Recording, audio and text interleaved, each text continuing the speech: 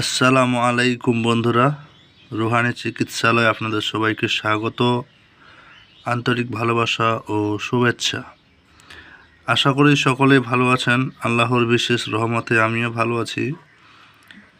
তো আজকে আপনাদের মাঝে নিয়ে আসছি খুবই গুরুত্বপূর্ণ একটা সূরার নকশা, সূরার আমল সহ সূরার নকশা।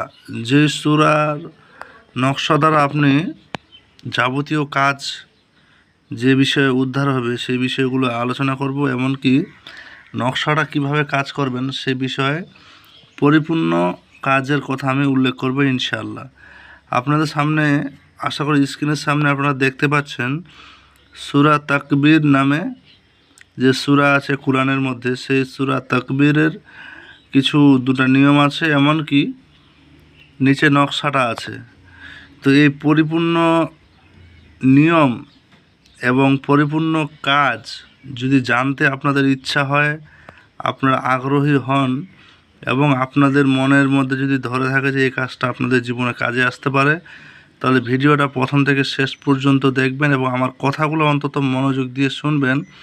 কারণ কথা যদি না শোনেন, আপনাদের শিক্ষা বা শিখিয়ে দেওয়ার ক্ষমতা আমার সম্ভব না।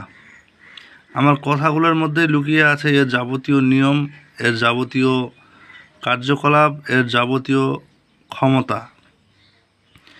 বিশ্বাসে মেলায় বস্তু তর্কে বহুদূর। আপনাদের মাঝে আমি স্ক্রিনে ভিডিও আমার কিছু করতে হবে বিধায় আমি আপনাদের সামনে স্ক্রিনে সরাসরি কিতাবের ছবি বা বিভিন্ন রকমের যাতে আপনারা কিছু দেখেন, এই বিষয়টা আমি খেয়াল করে আমি কিন্তু ভিডিওটা করি। এর এটা না যে আপনাদেরকে যে আমলটা দিচ্ছি এই আমলের বিষয়ে আমি কি বলবো, কাজ করতে পারবেন না এমনটা না। আপনারা কাজ পরিপূর্ণ করতে পারবেন, যার কারণে আমি আপনাদেরকে বিষয়গুলো ক্লিয়ার করে বলছি। তো ভিডিওর মেন অংশে যাওয়ার আগে বা মূল অংশে যাওয়ার আগে আপনাদের মাঝে একটা কথা বলে দিই, যদি চ্যানেলটাতে আপনি নতুন হয়ে থাকেন অবশ্যই সাবস্ক্রাইব করবেন, আর যদি আগে থেকে সাবস্ক্রাইব করে থাকেন আপনাকে জানাই অসংখ্য ধন্যবাদ। কোরআনের মধ্যে আপনারা গেলে বা খুঁজলেই পেয়ে যাবেন সূরা তাকবীর। সূরা তাকবীর মূলত আপনাদের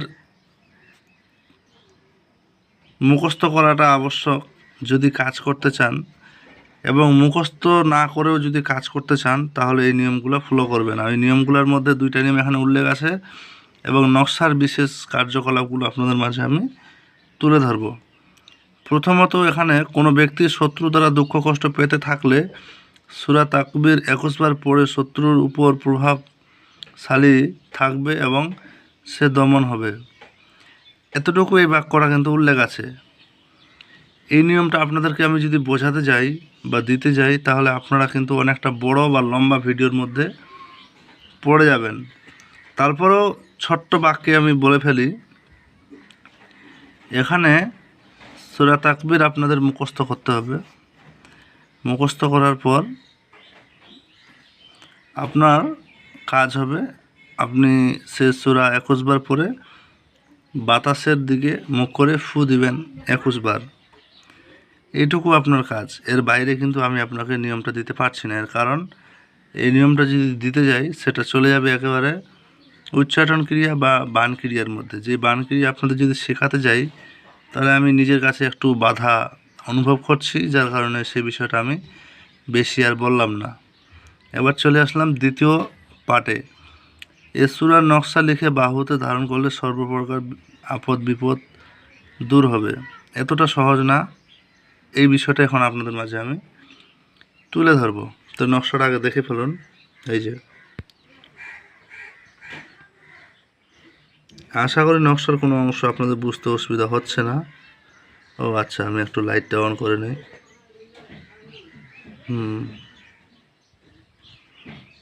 আশা করি এবার কোনো কিছু বুঝতে অসুবিধা হচ্ছে না। মূলত আমি লাইটটা অন করে দিয়েছি। লাইট অন ছাড়াই আপনারা ভালো করে দেখতে পাচ্ছেন হয়তো। আচ্ছা, আপনাদের মাঝে আমি একটু দেখালাম। আচ্ছা, চলুন এবার আমি বাকি বিষয়গুলা আপনাদের মাঝে একটু বোঝাই। মূলত এই নকশা আপনার শত্রুতা থেকে রক্ষার জন্যই ব্যবহার করা হয়। এখানে নকশাটার জাকাতের কথা যদি বলি, এটা বেশি না। এই নকশা 71টা লিখে মোট নদীতে বা পুকুরে আটার গুলিতে মিশিয়ে মাছেদের খাওয়ালে বা ফেলালে হয়ে যাবে। তবে এটা আপনি একদিনেও করতে পারেন, আর আপনি এটা ভাগ ভাগ করে 10 দিনেও করতে পারেন বা 7 দিনেও করতে পারেন। এটা আপনার উপর সম্পূর্ণ নির্ভরশীল। জাকাতের জন্য মোট 71টা নকশা লিখতে হবে। এবার নকশাটা যদি ভালো হয়, সবচাইতে অসৎ গাছের পাতায় বা পাকুড় বা বট এরকম গাছ যেগুলো আছে, এই গাছের পাতায় নকশাটা লিখে আপনি, মানে এটার নিয়মটা আমি অন্য নিয়মে চলে গেলাম, একটু মিস্টেক হয়ে গেল। আপনার কাগজে লিখে এটা মূলত আটার গুলি করে মাছকে খাওয়াবেন। কারণ যেই ক্রিয়ার কথা আমি বলতে যাচ্ছিলাম সেটা বান ক্রিয়ার মধ্যে চলে গেছিলো। আমি একটু ক্ষমাপ্রার্থী, কারণ ওই বান ক্রিয়া আপনাদের দেওয়ার মতো আমার বিষয় ছিল না। তো আপনাদের নিজের রক্ষার জন্য যে বিষয়টা দেওয়ার ছিল সেটা বলছি। তো এই আটার গুলির মধ্যে যে করবেন সেটা হচ্ছে কাগজে লিখবেন মোট 71টা নকশা লিখে আপনি পানিতে এইভাবে আটার গুলির মধ্যে মাখিয়ে ফেলবেন। তো বোঝা গেল 7 দিন, 1 দিন কিংবা 10 দিন এই জিনিসটা আপনি ভাগ করে নেবেন। এবার চলে আসি কাজের ক্ষেত্রে। নকশাটা লিখবেন, নিচে নাম এবং লিখবেন যে হেফাজত হো, ফালানা বিন ফালানা হেফাজত হো, হেফাজত কর হু, এই কথা লিখতে হেফাজত কর হু। কথা বোঝা গেল? এই অবধি লিখলে আপনি মোটামুটি সঠিক কাজ পেয়ে যাবেন।